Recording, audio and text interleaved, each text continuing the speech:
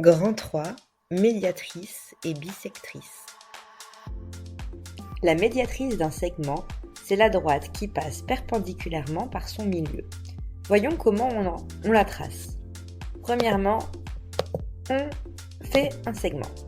Hop, j'enlève le petit F. Ici.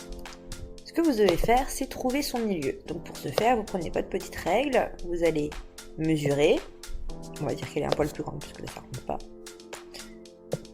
Vous prenez votre règle, vous mesurez et vous placez le milieu. Sur GeoGebra, on a un outil qui s'appelle milieu, je ne vais donc pas m'embêter. Une fois qu'on a trouvé le milieu, vous codez parce qu'en effet, vous avez utilisé un outil pour avoir une information précise. Ici, je veux un ou deux petits traits, ici aussi. Ainsi, le segment EG est égal au segment GF. Après quoi, nous devons tracer la perpendiculaire au segment qui passe par le point G. Pour ce faire, on utilise une équerre. Une équerre. Hop, qu'on va placer de sorte.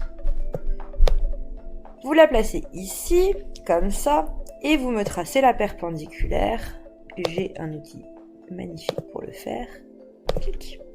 Vous placez donc, vous tracez la perpendiculaire, vous enlevez l'équerre, et on n'oublie pas le codage avec le petit angle droit ici. La droite G qui est ici, c'est la médiatrice du segment.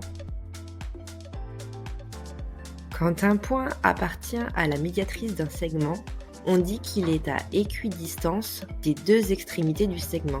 Ça signifie que la distance entre le point A et le point K, elle est égale à la distance entre le point B et le point K. La bissectrice d'un angle, c'est la droite qui va couper un angle en deux angles de même mesure. Voici la méthode pour tracer la bissectrice.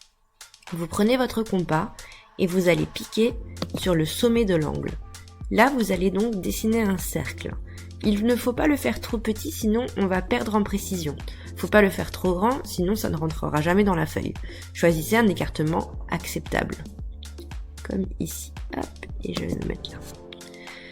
Ensuite, ça c'était la première étape. Deuxième étape, vous allez piquer maintenant sur cette intersection et dessiner un cercle qui passe par le sommet de l'angle.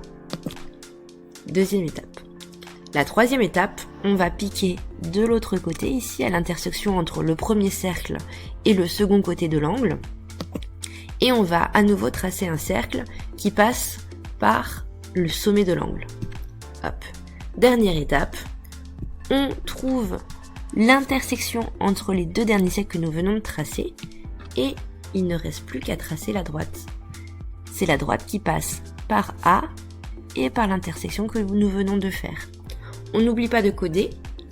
En effet, maintenant, on sait que l'angle entre ça et ça... Ah non, c'est dommage. Donc entre ça et ça, a la même taille que celle-là et celle-là. Je vais effacer les étiquettes. Voilà. Donc vous allez... Ah, on peut pas voir en zoomant. Bref, vous me faites un petit codage au niveau des angles pour bien montrer que cet angle-là est identique à celui-là. Et c'est tout. Created using Powtoon.